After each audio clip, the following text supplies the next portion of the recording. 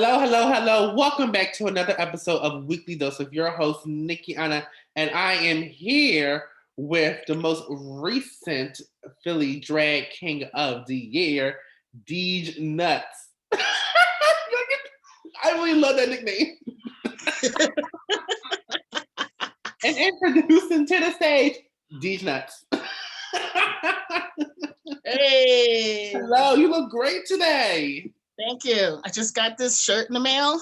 What? Ooh. Who's on it? Oh, who's that? Okay, so there is a group of people on the West Coast. Pucks of Plenty is doing an all POC funk burlesque festival. Ooh, and fundraising for that festival. I think it's this summer. mm-hmm. And so one of the things they did was they had shirts with, I do believe this is a illustration of Pucks of Plenty. Mm-hmm. And it's like, buy our shirts so we can have money for our festival. And I'm like, yes. Yeah, that is amazing. That is amazing. And you most likely that festival might be in person. I don't know, that's the West Coast, but in Philadelphia, we just got told that we're able to open bars back up to like 75% capacity. I was like, wow. I'm still a little anxious about that. So yeah, listen, I'll be in my room. All right, let's give a quick recap of what happened last episode. So last episode, we had the annual Snatch game, and we got Mick win her second challenge of the season, and unfortunately, Elliot with 2 T's is sent home packing. Now, fast forward, we are done with the lip sync. All the girls are back into the workroom, and Utica is feeling really high off of this lip sync she just had with Elliot. And she's like very confident, like she was very excited to lip sync in the first place. What are your thoughts on that? Like just having to okay, let me lip sync and let me go ahead and do it. I'm like I mean, I understand the drive of like, all right, yeah, I'm gonna lip sync and I'm gonna like put my all into it. But I think it was I forget the name, but it's like you're happy to be in the bottom. Like mm-hmm. So it's like I understand the excitement, but it's like you were this close to being sent home. So like mm-hmm. I 100% agree with you. I understand the excitement and the drive because as entertainers, that's what we do. We lip sync and we perform. But I don't know about in this context. I'm like, listen, that would be the last thing I want you to see from me. I don't want you to see that. I'll show you that at the end of the season. But for right now, I'm fine without lip syncing for y'all judges. Exactly. Alrighty, so what happens next is the girls, there's no mini challenge this week, but the girls are taken to see a Hollywood medium. What are your thoughts on the Hollywood medium? So mediums in particular, I have a lot of questions about. And I'm trying not to like form an opinion until I have more information. But she did seem to read damn near everybody when they got into that room. So that was like really entertaining to watch. And the cow thing was like different. Yeah. But like I do believe that there is some sincere like validity in that practice. And she did seem to like touch a lot of them. So like I think that was fun. I would say until maybe Clara the cow part came in, I was like, Mama, why are you here? We're not stupid. The producers told you that Rose and Denali like each other. The producers already told you about Tina. Girl, you is not fooling no one. But even though I would say this, I would love to visit a medium and just see what they say about me. But I thought the Clara the cow thing was like so left foot. I was like, oh, okay. Yeah, that's new. Yeah. So the girls are taken back to the workroom, and we find out that the maxi challenge this week is the makeover challenge. I would say, as someone, I've been in the game professionally, the drag game professionally for 2 years. Makeup is my least favorite thing about getting into drag. I know some other queens and performers, they live for the makeup experience. Honey, I was like, man, this there be times I'm like, fuck it, I'm just ready to cross dress and just perform because I hate putting on makeup. It takes so much time. But what about you? How do you feel about the makeover challenges and just makeup in general? So that one, I loved the idea of the challenge. Like before we got the catch, like the twist, like I was like, oh, okay, like doing yourself on someone else. Um, I am actually really excited to hear you say what your feelings about makeup, because I did not start learning about makeup until I started performing like about 3 years ago. Um, there's so much to learn. Makeup is dumb expensive. Like I guess every time I put something on my face, and it's gorgeous. Like there are people who do it flawlessly. It's like, go ahead, girl. But I'm just like, how do I apply all of these things to my face? Yeah.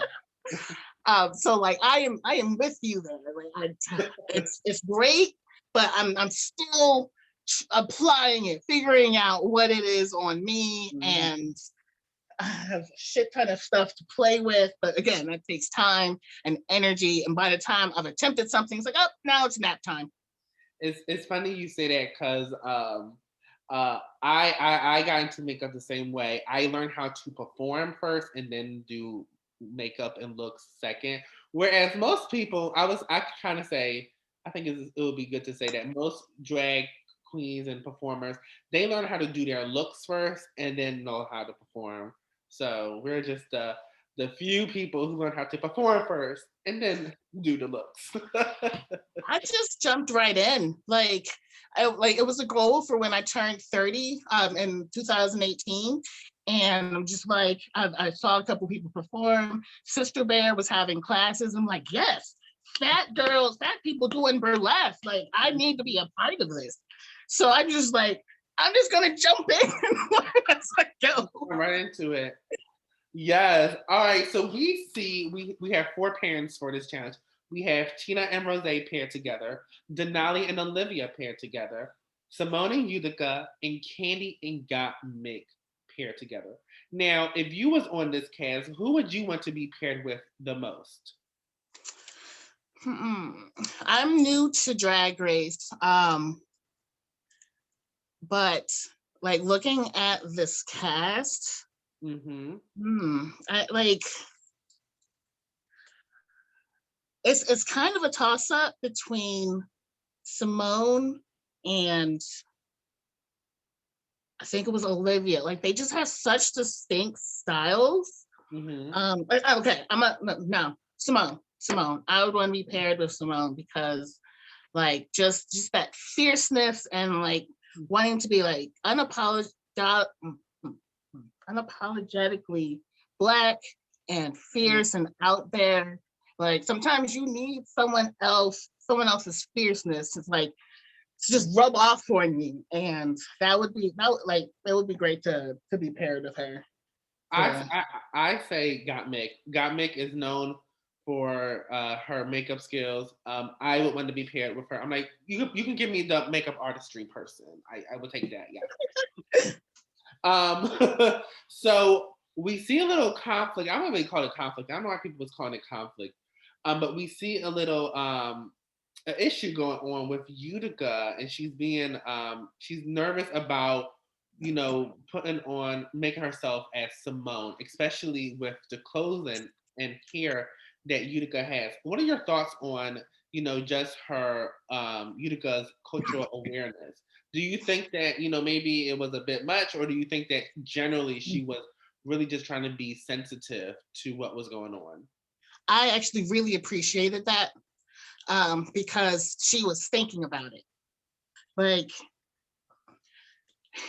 so often, like people are like, "Oh yeah, I can do this. This will be great," and then they'll reach into whatever like harmful stereotypes that they just remember from growing up, and it's like, oh no, that was bad. But she was thinking about it like first and foremost and brought it up. And I actually I thought that was I like that. Like I just like, I don't know if this is going to be received well. And it's like, you're correct. That might not be received well, but I liked that was in her mind to bring up, as opposed to just like, all right, we're just going to do this. Like she's trying to be aware and conscious of that out loud.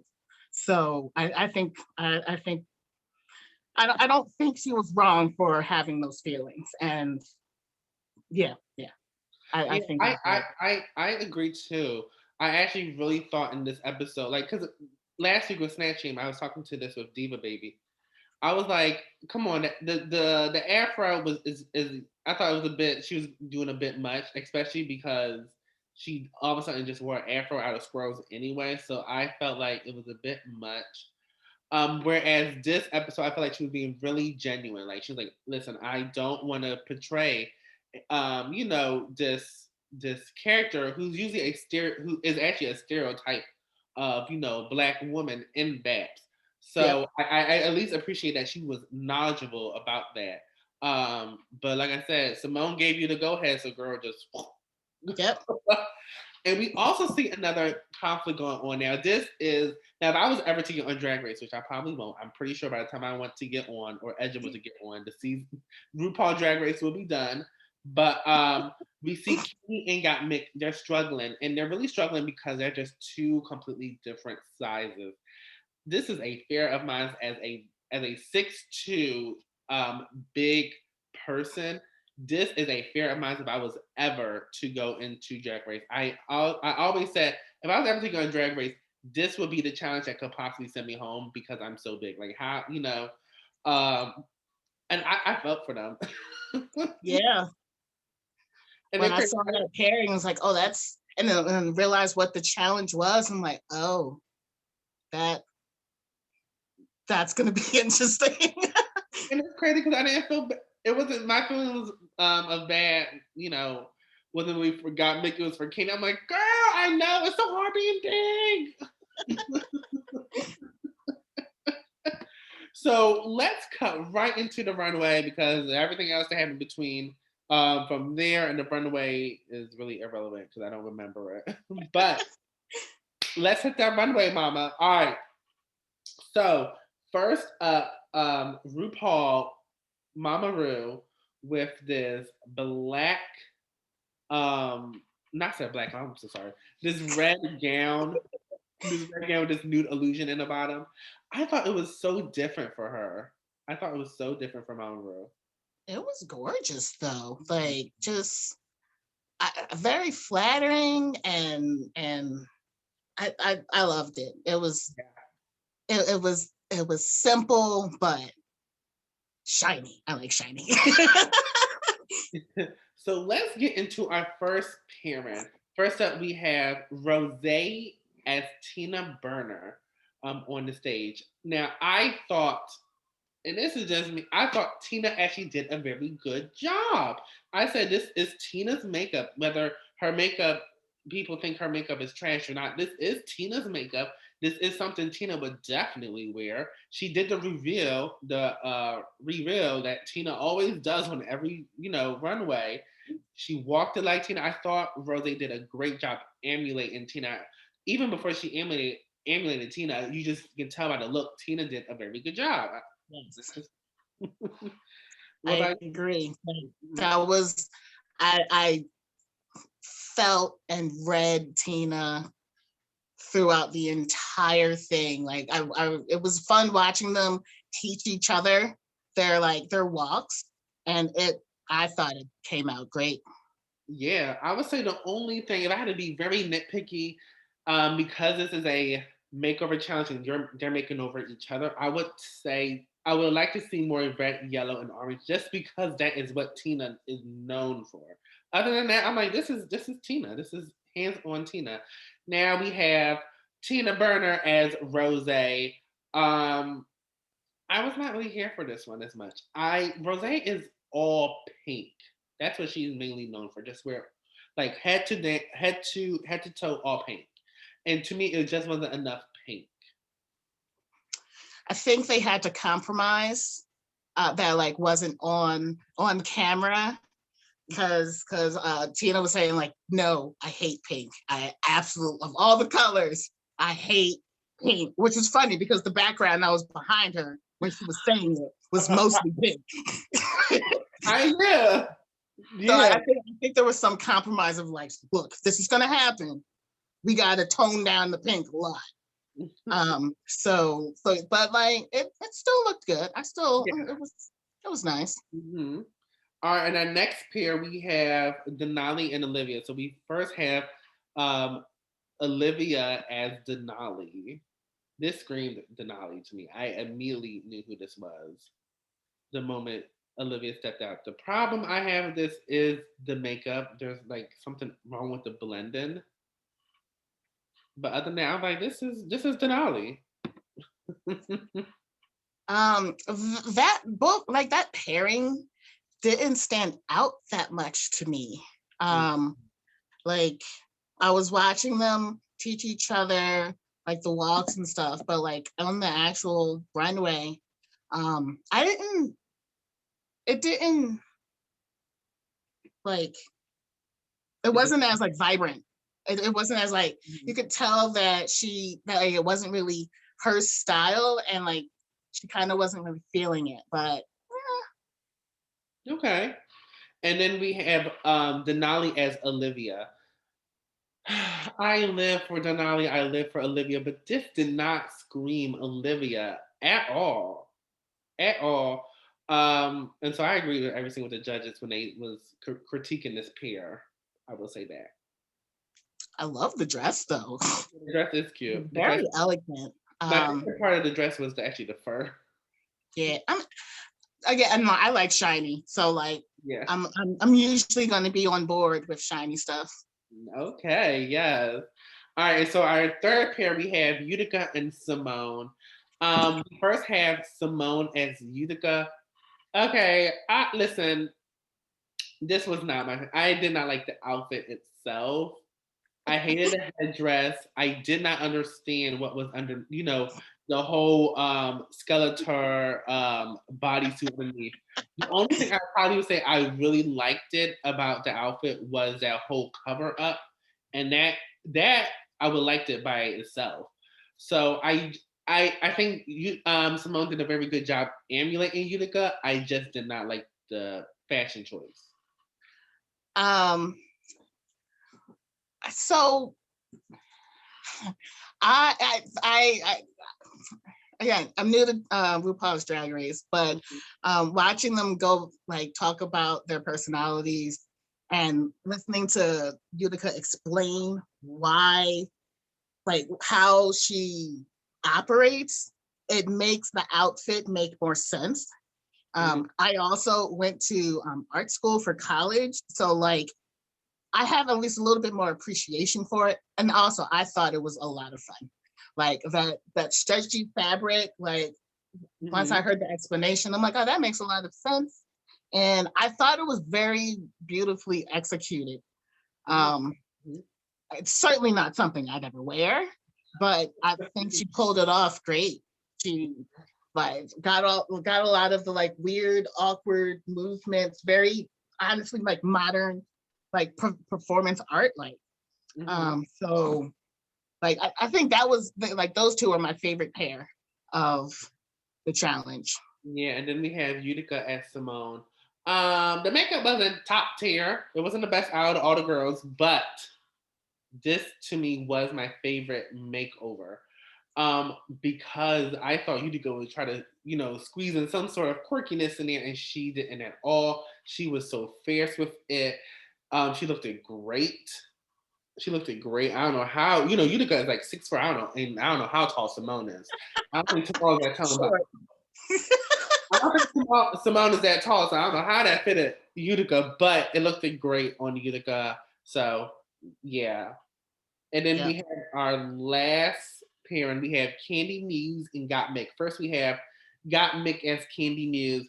Um, this was a no for me, but besides the makeup, this is a no for me. The outfit I can kind of see Candy Muse in. What ruined it for me was the acting got Mick was doing. I'm like, when Candy Muse hit the stage, she does not act like her personality. She is a fierce bitch just walking down the runway. This whole like that was to me that was uncalled for. It didn't need that because that's not Candy when she's on the runway. Like I didn't like that one either, and because you could tell that that's not something that she's used to personifying. But yeah, she certainly did go over the top with like the expressions and stuff, because I don't think she knew what to do. It's like, how do I like how do I do this in my body? And she thought that if she went extra, that it would like play off, and I don't think it did. And then we have Candy Muse as Got Mick. Um, this is definitely Got Mick. This is definitely Got Mick. I only think I could make it more Got Mick if it was a full face, but this was purposely done as a half face, and the makeup was stunning. It was an interesting transformation. Mm-hmm. Um, but like I'm not, like I said, I'm not that familiar with all of the contestants, so it's hard for me to say yes, this is definitely got Mick, but it was done well, but I don't think she looked very comfortable as she was doing it. Okay. Mm-hmm. All right, so that's our girls. So then we get to the runway. All the girls are getting critiques, and then RuPaul asks us a question that no one ever wants to hear when they're on Drag Races. Who should go home tonight? You know how RuPaul she'd be like, who should go home tonight? And why? And why? Like, Why? And so we see most of the girls say Olivia, except for Denali. Denali says, I think she says Candy or Got Mick. Do you think Denali was out of her mind to say Candy or Got Mick? Besides her partner who didn't do well. I don't think she was ever going to like throw her partner under the bus like that, because Okay. they were paired. Um, but it seemed like there was like some kind of like resentment from earlier in the competition that influenced that decision. So yeah, I think there was some drama there. Yeah. Oh, and backtrack. I forgot. Olivia said Utica. I'm sorry, but I'm gonna too. I'm like, yeah. I don't agree with these girls. Olivia is actually the challenge winner. If you ask me, you got me fucked up. If you think I'm going to say my partner did bad, even though she did do bad. But if I was on Drag Race, I probably would have did the Candy Muse thing. I would take the Candy Muse approach. I just want to attack everybody. I'm like, yes, all these bitches can go home because they're ugly. That struck a nerve of her when she said, I just think like Candy and got me. She was like, oh, here we go. She about to pull the dramatics out. Oh my goodness. I say, listen, you got the right one today with this shit. So we the girls go backstage and the judges deliberate, and we find out that Utica and Simone are the winners of this challenge. Do you agree? Yes, absolutely. Like the makeovers were beautiful, and they just emulated each other so well. Like the chemistry, like the learning about each other thing was really beneficial, and I think like that, yeah, that was certainly the right choice. I agree. I think this is the right duo for the makeover challenge this week. And unfortunately, in the bottom we have this kills me because I actually do like this cast for the most part. We have Denali and Olivia Lux in the bottom too, and they are lip syncing. And I really felt bad for Denali. Mainly because this is really Olivia's fault of why your ass is in the bottom. And you rarely see that when it's really another contestant's fault of it as to why you have to lip sync. But Yeah. anyway, they have to lip sync to Mary Mary Shackles. I am familiar with the song. I was quite shocked seeing it on Drag Race. I was like, I'm like, now how now what if they was atheists? You got them lip syncing praising the Lord. I mean, like, sometimes I wonder where they get some of these songs to lip sync to. Like, I would have been shocked as hell. I'm like, now first of all, how do you know I'm atheist or Muslim or Jewish? And you want me to like it's like you're an actor and go. I was quite surprised with the song choice. I sometimes have a mixed opinion on because I was a praise dancer for like 5 years when I was younger. So I sometimes and I grew up in the church, so I sometimes have a different perspective on how gospel and drag coexist. Sometimes I feel like they're great to coexist if you're and if it's in the right context and if you are trying to minister to someone.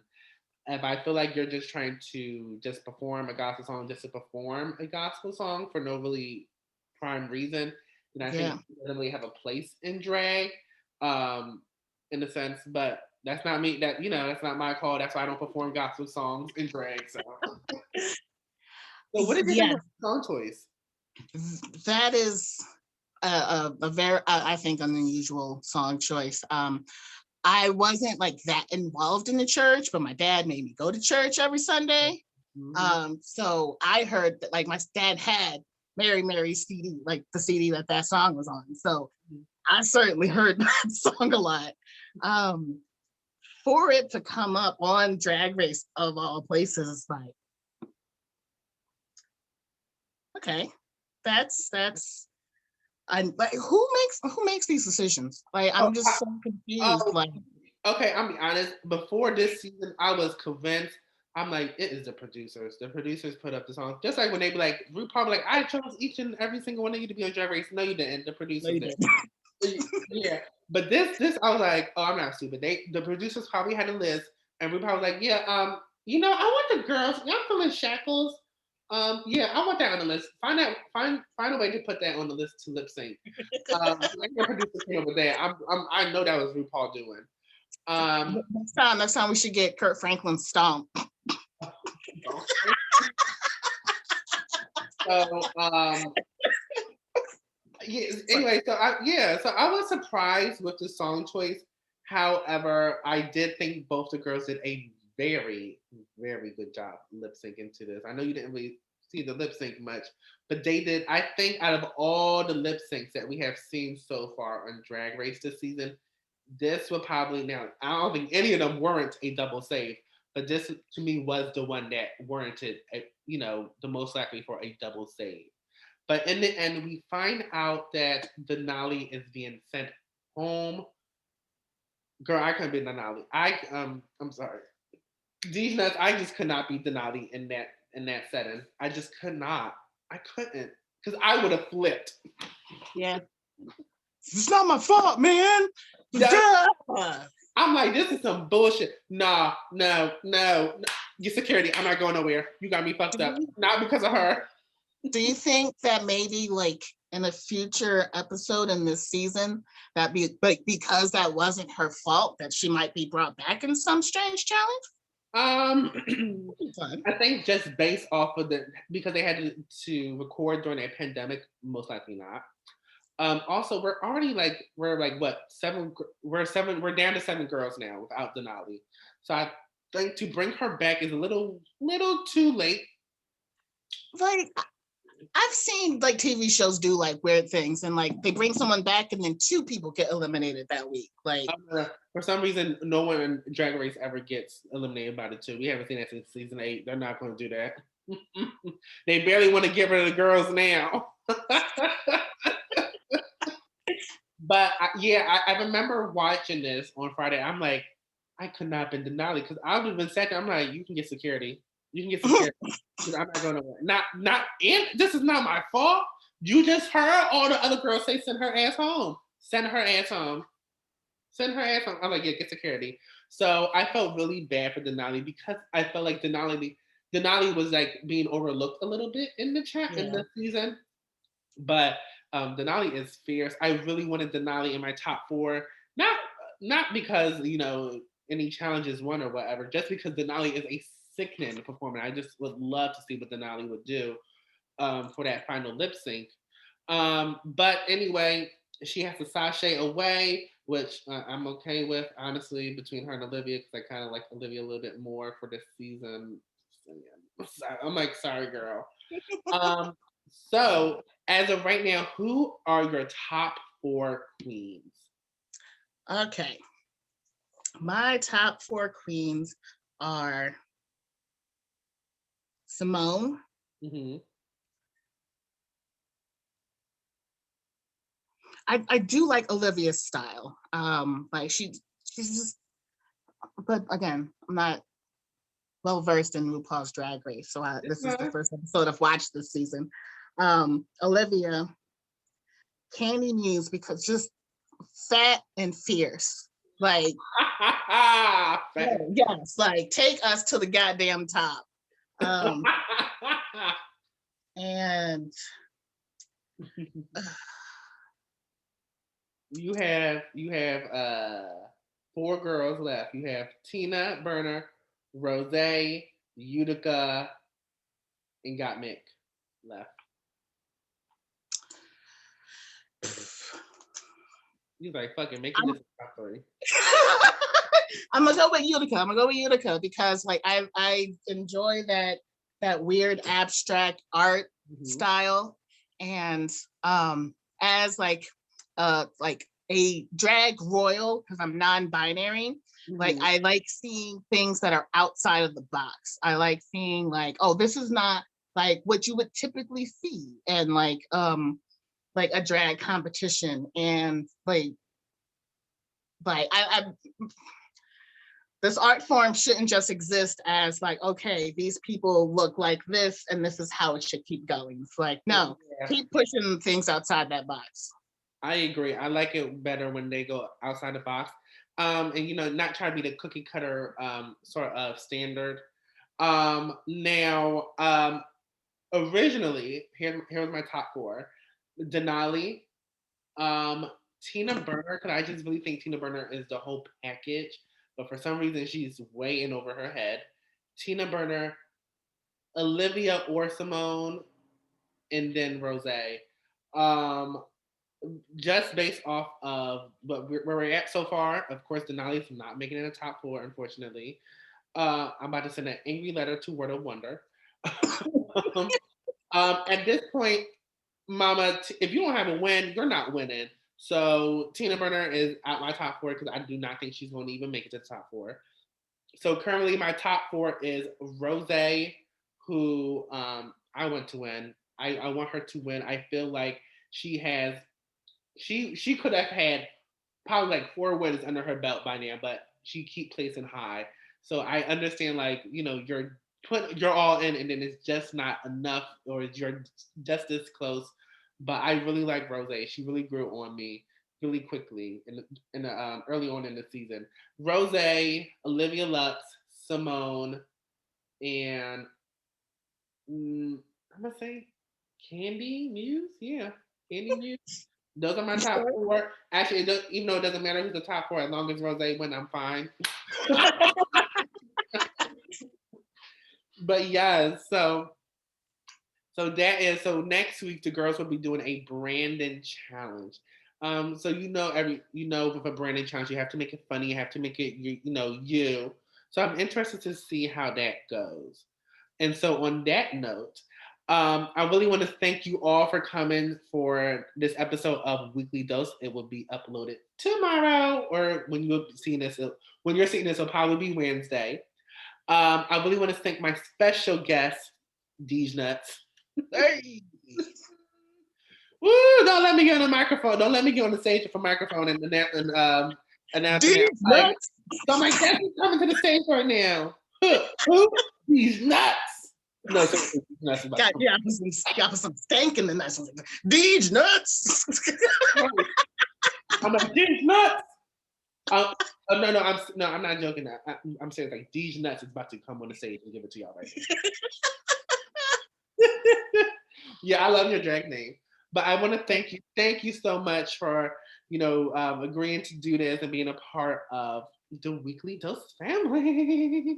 Thank you for inviting me. I think I might be a little hooked into Drag Race now. I try not to get into stuff because it's like, then I'm obsessed with it. And then when it goes off, it's like, no.